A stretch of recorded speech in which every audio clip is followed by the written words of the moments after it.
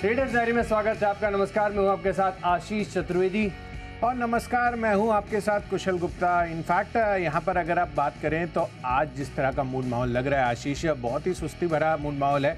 बहुत ज़्यादा updates positive या नेगेटिव साइड पर देखने को नहीं मिल रहे हैं, बट बाज़ारों पर जिस तरह का मोमेंटम बना हुआ है, अब देखना होगा कि आज के सत्र में यहाँ पर किस तरह की चाल बनती है। पर सबसे पहले जैसे कि हम हमेशा की तरह देखते हैं कि जो विदेशी बाजार हैं उनसे क्या संकेत हैं। कल तो आधे दिन के लिए खुला था बाजार, तो अमेरिकी मार्केट, और वहाँ पर किस तरह का रुझान देखने को मिला, एक बार उस पर नज़र डाल लेते हैं। डाउ जोन्स यहाँ पर अगर आप देखें तो बहुत ज़्यादा तेज़ी मंदी नहीं होती हुई दिखी थी। ऑलमोस्ट फ्लैट सी क्लोजिंग मैं कहूँगा डाउ जोन्स में आती हुई नज़र आई थी कल के सत्र में। और यहाँ पर अगर आप नैस्डैक की तरफ भी नज़र डालें तो वहाँ पर भी जिस तरह का रुझान बना हुआ था वो ऑलमोस्ट फ्लैट सा ही था। तो यानी कि अगर आप अमेरिकी बाज़ारों से संकेत लेना चाहेंगे तो वैसा बहुत ज़्यादा संकेत वहाँ पर नहीं देखने को मिलेगा। हालांकि डाउ फ्यूचर्स अभी सुस्ती के साथ कारोबार कर रहे हैं। नैस्डैक फ्यूचर्स में हल्के लाल निशान में आपको कारोबार होता हुआ दिख रहा है।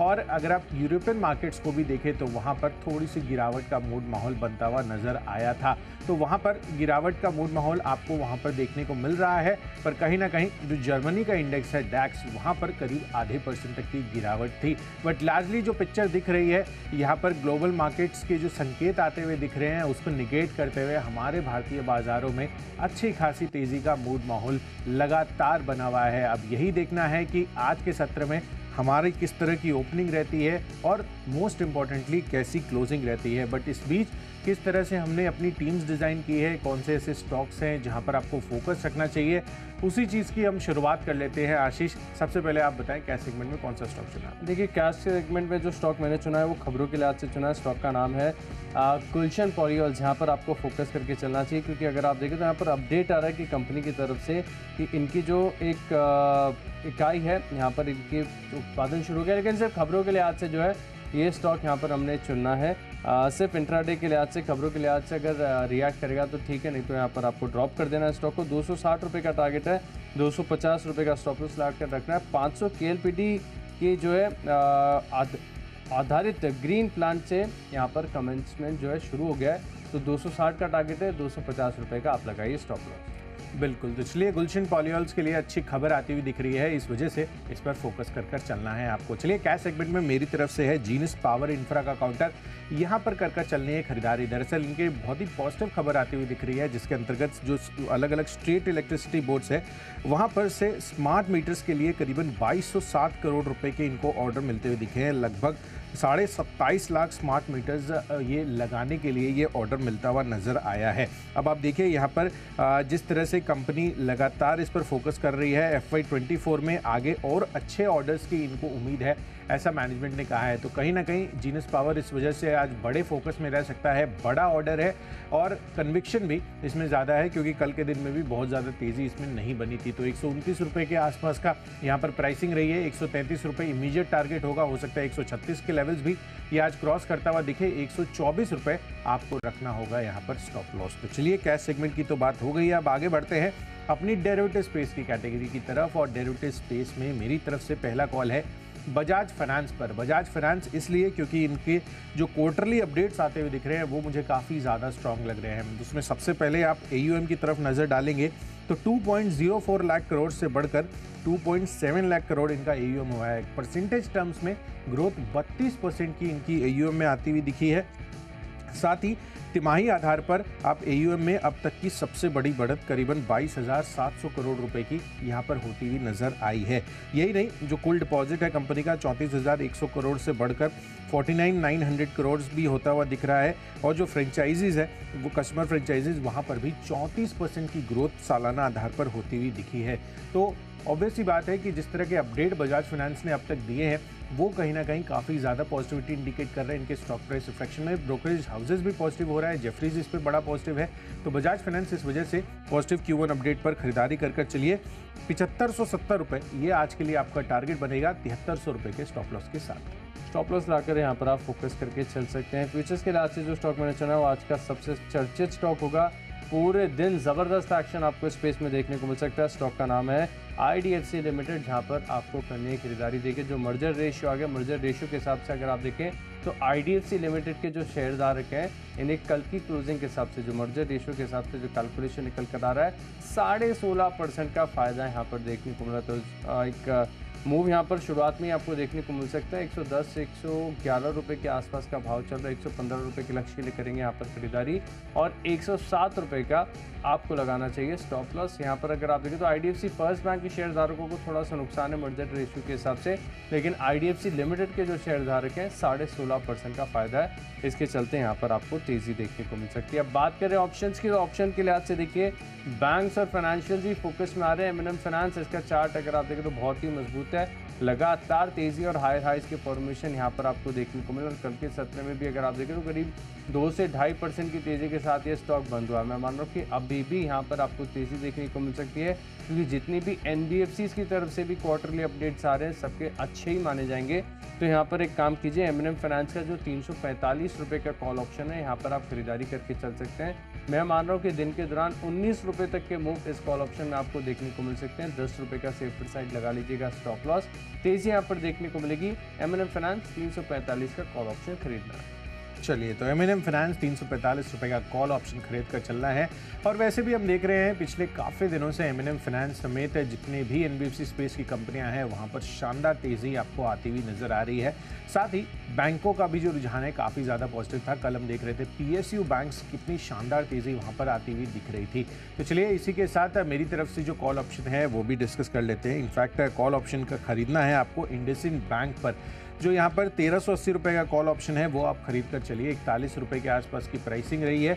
65 रुपये का टारगेट बनाइए, 25 रुपये का स्टॉप लॉस। तर्क मैं आपको बताता हूँ। दरअसल खबरें ऐसी आती हुई दिख रही है जिसके अंतर्गत जो इंडसइंड इंटरनेशनल होल्डिंग्स हैं, जो कि इंडसइंड बैंक के प्रमोटर है, उनकी तरफ से ये अप्रूवल आता हुआ दिख रहा है। करीबन 1.5 बिलियन अगर आप रुपये में कन्वर्ट करेंगे तो लगभग 12,300 करोड़ रुपए ये मार्केट से जुटाते हुए नजर आएंगे। यहाँ पर जो कैपिटल रेजिंग होगी वो कैपिटल रेजिंग के बाद एक तो सबसे पहले ये अपनी जो होल्डिंग है, जो इनकी इंडसइंड बैंक में हिस्सेदारी है, 15% से बढ़ाकर 26% का इनका थॉट प्रोसेस है कि यहाँ पर हिस्सेदारी बढ़ा देंगे, जो कि काफ़ी पिछले कुछ दिनों से ये खबर चलती हुई नजर आ रही है। और इसी वजह से इंडसइंड बैंक में आपको काफ़ी दिनों से एक्शन भी आता हुआ नजर आया है। साथ ही रिलायंस कैपिटल के एक्विजिशन में भी ये पार्टिसिपेशन कर सकते हैं। तो दो ऑब्जेक्टिव को ध्यान में रखते हुए ये जो कैपिटल रेजिंग है ये अप्रूव होता हुआ दिख रहा है कंपनी की तरफ से, इनके प्रमोटर की तरफ से। तो कहीं ना कहीं इस वजह से मुझे लग रहा है कि आज इंडसइंड बैंक वापस से फोकस में रह सकता है, तो इसका कॉल ऑप्शन आप खरीद कर चल सकते हैं। चलिए, अब आगे बढ़ते हैं टेक्नोपिक की तरफ। और टेक्निकल चार्ट्स के आधार पर मुझे एक ऑयल मार्केटिंग कंपनी HPCL ये काफ़ी पसंद आ रही है। कल के सत्र में भी आप देखिए क्या दमदार मूवमेंट इसमें आता हुआ दिख रहा था, और तमाम जितने भी OMCs हैं वहाँ पर भी काफ़ी सारा एक्शन था। चाहे आप IOC को भी ले लें, वहाँ पर भी 3-3.5% की दमदार इंट्राडे लेवल्स पर मूव बनती हुई दिख रही थी। गुजरात गैस में काफ़ी शानदार तेज़ी थी। तो HPCL मुझे लग रहा है कि यहाँ पर ऑयल एंड गैस स्पेस से आज भी कमाल कर सकता है। खरीदारी कर चलिए। टेक्निकल चार्ट स्ट्रक्चर काफ़ी मजबूती दिखा रहा है। 296 के टारगेट के लिए यहाँ पर खरीदारी करनी है। 282 रुपीज़ का आपको यहाँ पर रखना होगा स्टॉप लॉस। टेक्निकली अगर आप देखें तो कल के सत्र में बड़ी शानदार तेजी आती है। एक बार तो दिन के दौरान 7% का मूव आ गया था। याद नहीं आता कि आखिरी बार HPCL जैसे जो स्टॉक्स हैं यहाँ पर 7% की कब तेजी आई। और कुशल देखिए, खास बात है कि इन स्टॉक्स में इतनी अच्छी डिविडेंड यील्ड है IOCL, BPCL, HPCL में देखें, और इसके बाद अब कैपिटल अप्रिसिएशन भी एक तगड़ा में 5-5, 7-7% के मूव यहाँ पर देखने को मिल रहे हैं। इस स्पेस में काफ़ी ज़्यादा बस देखने को मिल रहा है। इनफैक्ट आप चेन्नई पेट्रो, MRPL किसी का भी चार्ट खोल कर देखें, एक तरफा तेज़ी यहाँ पर आपको देखने को मिल रही है। तो फोकस यहाँ पर करके चल सकते हैं। टेक्निकली स्टॉक में बताता हूँ, स्टॉक है थोड़ा सा सुस्त, लेकिन यहाँ पर देखिए टेक्निकल स्ट्रक्चर काफ़ी बढ़िया, धीरे धीरे बढ़ता है, एक ही दिन में बड़ा मूव नहीं आता। स्टॉक का नाम है रेडिंगटन, जहाँ पर आपको रखनी चाहिए नज़र। दरअसल अगर आप देखें तो स्टॉक काफ़ी लंबे समय से जो है ऑल टाइम हाई के आसपास कंसोलिडेशन कर रहा है। ऑल टाइम हाई इसके आसपास कंसोलिडेशन है। अब इस कंसोलिडेशन के बाद ऐसा लग रहा है कि किसी भी दिन ये स्टॉक अपनी रेंज से बाहर निकलेगा, और जो इसकी प्रीवियस वीक है इसको भी सरपास करके एक बड़ा ब्रेकआउट होने की तैयारी है। तो आप एक काम कीजिए कि 2 महीने का एक टाइम बेस्ड स्टॉप लॉस लाकर करिए खरीदारी। शो के दौरान काफ़ी बार मैंने आपको इस कॉन्सेप्ट के बारे में बताया। जब आप स्टॉक के अंदर भाव के हिसाब से अगर आप अपनी एपेटाइट के अनुसार रखना चाहते हैं स्टॉप लॉस तो रख सकते हैं, लेकिन 2 महीने का व्यू रखिए। अगर 2 महीने में स्टॉक चलेगा तो ठीक, नहीं चलेगा तो भी आपको एग्जिट करना है। फिलहाल मिल रहा है 192 रुपये के आसपास रेडिंगटन। यहाँ पर करिए आप खरीदारी। 211 रुपये तक के लक्ष्य देखने को मिल सकते हैं, लेकिन समय देना है सिर्फ और सिर्फ 2 महीने का। 2 महीने के अंदर चलेगा तो ठीक है, नहीं तो आपको एग्जिट करके रेडिंगटन में अपना प्रॉफिट जो है बुक करके चलना है। बढ़ते हैं अगली कैटेगरी की ओर, जो कि है फंडा पिक। और फंडा पिक के लिहाज से देखिए, खबरों लिहाज से जो स्टॉक चुना है बायोकॉन, काफ़ी बीटन डाउन स्टॉक है। हालांकि थोड़ी बहुत अगर आप देखें तो यहाँ पर बाउंस आ चुका है, लेकिन खबर आई है कि इनका जो बायोकॉन बायोलॉजिक्स है, इनकी बायोसिमिलर को यूएस से लॉन्च की मंजूरी मिल गई है, तो इम्यूनोलॉजी सेगमेंट में एंट्री हो गई है, जिसके चलते मैं मान रहा हूँ कि बायोकॉन यहाँ पर 270 तक के टारगेट देखने को मिल सकते हैं। 263 रुपये के आसपास की क्लोजिंग चल रही है। स्टॉप लॉस आप थोड़ा सा जो है मॉडिफाई करना होगा। 263 का भाव चल रहा है, तो आप करीब 258 रुपये का स्टॉप लॉस लगा सकते हैं। 230 रुपये का नहीं, 258। इसको अभी आपके लिए चेंज कर देते हैं, तो स्टॉप लॉस 258 रुपये का कर लीजिए। 63 के आसपास की क्लोजिंग चल रही है। 230 का स्टॉप लॉस काफ़ी दूर हो जाएगा। 58 का स्टॉप लॉस, 270 का टारगेट। यहाँ पर आप खरीदारी करके चल सकते हैं बायोकॉन में।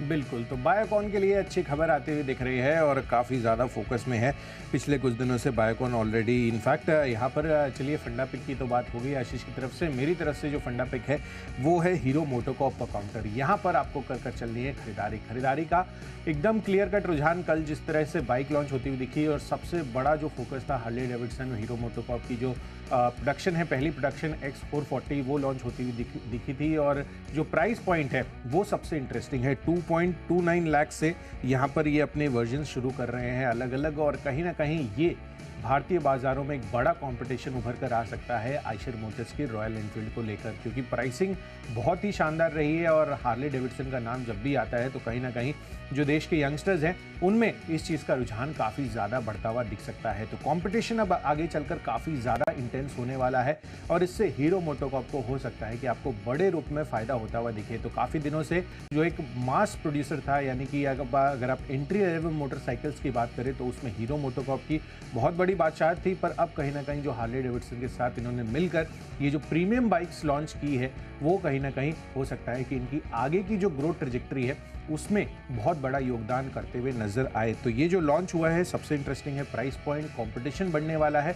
इसी चीज़ को ध्यान में रखते हुए हीरो मोटोकॉर्प मैंने एक लंबी अवधि के लिए इस स्टॉक को चुन लिया है। ऑलरेडी 2900, 2300, 2400 रुपये के लेवल से ये हो चुका है काउंटर, पर अभी भी जो बुलिशनेस है इसमें काफ़ी ज़्यादा है, क्योंकि जिस तरह से ये आगे चलकर और भी लॉन्चेस करते हुए दिखेंगे उससे इनकी रेवेन्यू विजिबिलिटी, ग्रोथ ट्रेजेक्ट्री काफ़ी अच्छी हो सकती है। तो 3500 रुपये के लक्ष्य के लिए हीरो मोटोकॉर्प में आप करिए खरीदारी। एक साल का आपको यहाँ पर अपनी जो होल्डिंग पीरियड है वो बनाकर चलना होगा। तो चलिए फंडा पिक के लिहाज से तो बात हमने कर ली है, जो भी हमारे पिक्स थे, पर अब आगे बढ़ते हैं निवेश की तरफ। और निवेश के लिहाज से एक और काउंटर जहाँ पर फोकस लगातार हमारे एनालिस्ट का सर का बना हुआ है वो है ITC पर। अब आप देखिए कंग्लोमरेट है, पेपर में है, होटल में है, सिगरेट्स तो ऑफकोर्स है ही इनकी हिस्टोरिकली, FMCG बिजनेस है इनका, और लगातार आप देखिए जिस तरह की ROE दी है कंपनी ने पिछले 3 सालों का, आपका ROE देखिए 25% से ज़्यादा का ROE है। ऑपरेटिंग मार्जिन 38% के ऑपरेटिंग मार्जिन पर शायद ही कोई कंपनी होगी जो इस लेवल पर यहाँ पर अपने ऑपरेशंस में डील करती है। तो कहीं ना कहीं जिस तरह का यहाँ पर रुझान बना हुआ है ITC को लेकर तो पॉजिटिव है ही, no without any second thoughts आप इसको अपने पोर्टफोलियो पिक में शामिल कर सकते हैं। और धीरे धीरे अब आप देखिए ये 500 के आसपास भी बढ़ता हुआ नजर आ रहा है। तो 565 रुपये अगले 12 महीनों में ITC ये आपको खरीद कर चलना है एज एन इन्वेस्टमेंट। 565 के स्तर तक यहाँ पर देखने को मिल सकते हैं। बड़ी तेजी ऑलरेडी आ रही है और लगातार लाइफ हाइस के आसपास कर रहा है कारोबार, तो ITC यहाँ पर आप रखेंगे नज़र। निवेश के लिहाज से देखें तो मुझे स्टॉक पसंद आ रहा है सुमोटोमी केमिकल्स, ये निश्चित स्तरों पर रिकमेंड किया था, दोबारा रिकमेंड कर रहा हूँ। यहाँ पर अगर आप देखें तो स्ट्रक्चर टेक्निकली काफ़ी बढ़िया है, और फंडामेंटली भी अगर आप देखें तो कंपनी जो है एक जापानीज प्रमोटर द्वारा बनाई हुई कंपनी है, तो यहाँ पर आप फोकस करेंगे, खरीदारी करनी है। 525 का टारगेट है, करीबन 1 साल का समय आपको यहाँ पर देना होगा। और एक और ख़ास बात है कि फर्टिलाइज़र और एग्रोकेमिकल स्पेस में जो लागत खर्च है इसमें धीरे धीरे काफ़ी कटौती आ चुकी है, तो इसका एक बेनिफिट यहाँ पर आगे जाके मार्जिन्स पर देखने को मिल सकता है। तो 436 के आसपास मिल रहा है, 525 रुपये के लक्ष्य के लिए सुमिटोमो केमिकल्स यहाँ पर आप करेंगे निवेश। अब बात करें खबरों की, तो खबरों के लिए आज से चुना है वोडाफोन आइडिया। वैसे भी इसका चार्ट अगर आप देखें तो कुछ न कुछ ऐसा ही दिखा रहा था कि किसी भी दिन कोई भी बड़ा वॉलेटिलिटी स्पाइक यहाँ पर आपको देखने को मिल सकता है। अब देखिए खबर आ गई है कि इन्होंने जो इनका बेस टैरिफ प्लान था 99 रुपये का, इसे बंद कर दिया है और अब मिनिमम रिचार्ज जो है 155 रुपये का। और ख़ास बात आप ये देखिए कि 155 रुपये में भी आपको पूरे 28 दिन नहीं दे रहे, टेलीकॉम कंपनी 28 दिन के हिसाब से देती है अपने प्लान्स को।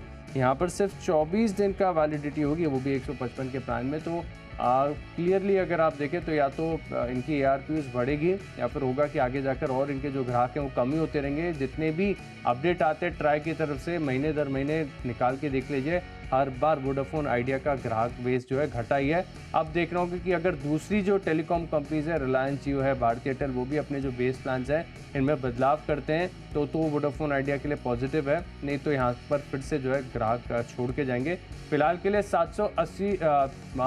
7 रुपये 80 पैसे के टारगेट के लिए यहाँ पर करनी खरीदारी और 7 रुपये 40 पैसे का आप लगा लीजिए स्टॉप लॉस। बिल्कुल आशीष, इनफैक्ट वोडाफोन आइडिया के लिए तो लगातार जैसा कि आप बता रहे हैं सब्सक्राइबर बेस काउंट कम कुशल, मुझे याद नहीं आता कि आखिरी बार ट्राई की तरफ से जब अपडेट आया होगा और वोडाफोन आइडिया के ग्राहक का बेस बढ़ा है। आपको याद है आप कितने सालों से ट्रैक कर रहे हैं?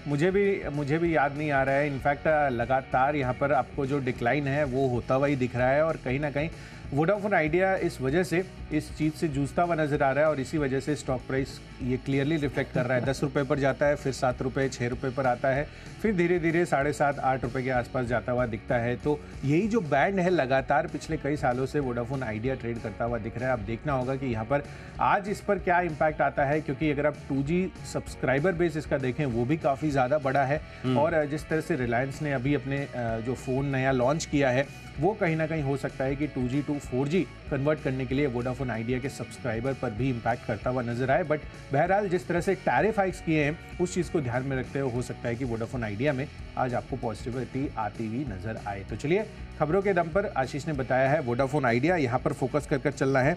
मेरी तरफ से यहाँ पर है गॉडफ्रे फिलिप्स का काउंटर जहाँ पर आपको कर चलनी है खरीदारी।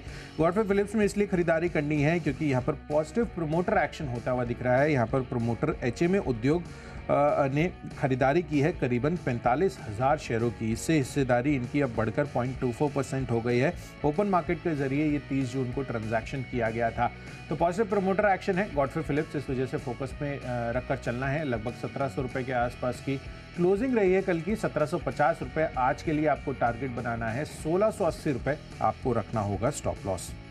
तो चलिए खबरों के दम पर जो स्टॉक्स थे वो तो हमने आपके साथ शेयर कर लिए हैं, पर आखिरी कैटेगरी अभी भी बाकी है माई चॉइस की। देखिए जो पहला स्टॉक है लिस्ट में वो है एस्ट्राजेनेका फार्मा। याद आता है काफ़ी निचले स्तरों पर बहुत बार रिकमेंड किया है कि यहाँ पर आपको खरीदारी करनी चाहिए।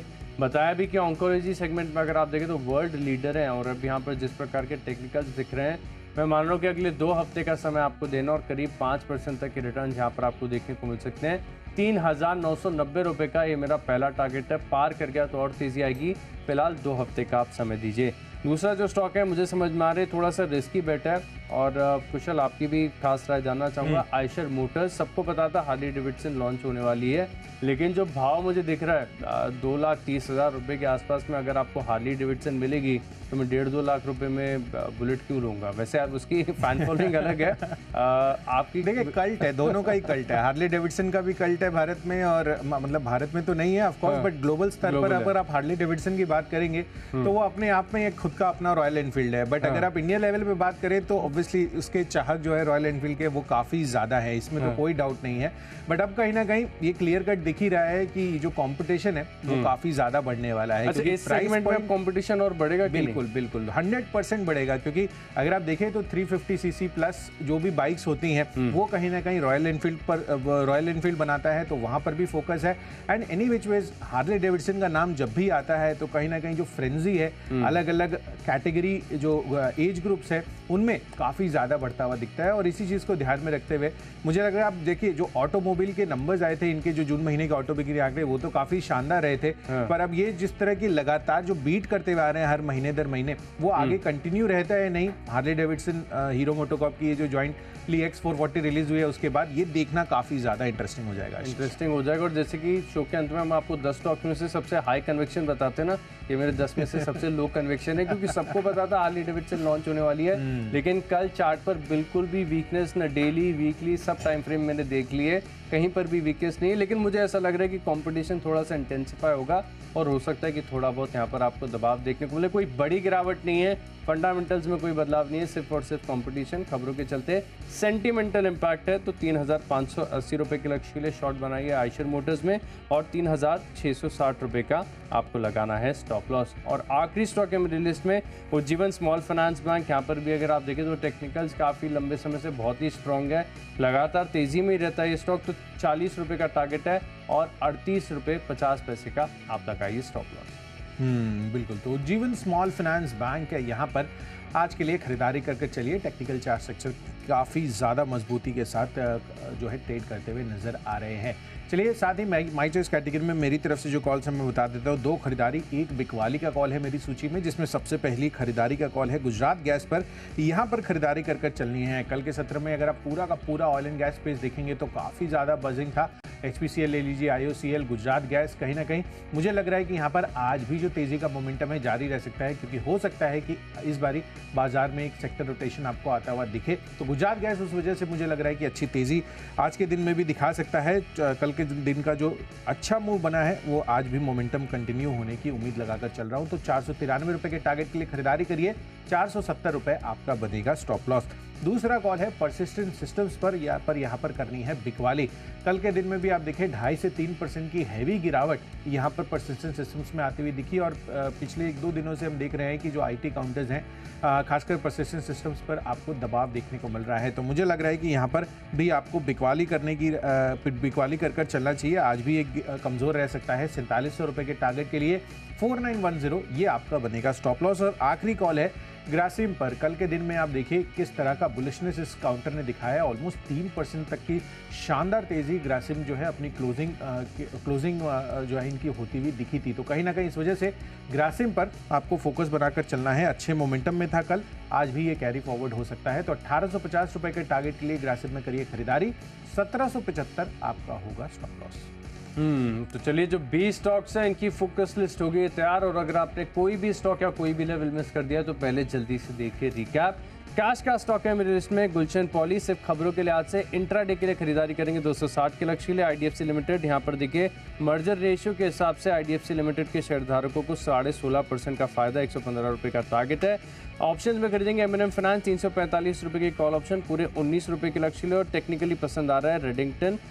खबरों का असर देखने को मिलेगा बायोकॉन में, सुमोटो केमिकल्स, यहाँ पर आप निवेश करके चल सकते हैं। और वोडाफोन आइडिया, इन्होंने जो अपने बेस टैरिफ प्लान है यहाँ पर जो बढ़ोतरी की है इसका एक इम्पैक्ट आएगा। एस्ट्राजेनेका फार्मा जून 2021 के हाई तोड़ने के लिए हो रहा है तैयार, 3,990 रुपये का टारगेट है। आयशर मोटर्स हार्ली डेविडसन के लॉन्च के बाद कंपटीशन इंटेंसिफाई होगा, 3,580 रुपये के लक्ष्य के लिए शॉर्ट पोजीशंस लगाएंगे। और उज्जीवन स्मॉल फाइनेंस बैंक यहाँ पर भी 40 रुपये का लक्ष्य है। इन 10 स्टॉक में मेरा कन्विक्शन सबसे ज़्यादा है एस्ट्राजेनेका फार्मा, जहाँ पर अगर आप देखें तो करीब 1 साल का ब्रेकआउट होने जा रहा है। MNC फार्मा कंपनी है, 3,990 रुपये के लक्ष्य के लिए खरीदारी करेंगे। बिल्कुल। तो चलिए रिकैप के लिहाज से मेरी तरफ से जीनस पावर इंफ्रा, जिस तरह से स्मार्ट मीटर के ऑर्डर आते हुए दिख रहे हैं वो काफ़ी ज़्यादा पॉजिटिव है इनके लिए। साथ ही बजाज फाइनेंस के बहुत ही बेहतरीन Q1 अपडेट आए हैं, तो उस चीज़ को ध्यान में रखते हुए यहाँ पर भी खरीदारी कर चलिए। इंडसइंड बैंक आज फोकस में रह सकता है। खबरें ऐसी आ रही है कि प्रमोटर अब अपनी हिस्सेदारी बढ़ा सकते हैं, कुछ पूंजी जुटाने पर भी अप्रूवल मिलता हुआ दिखा है।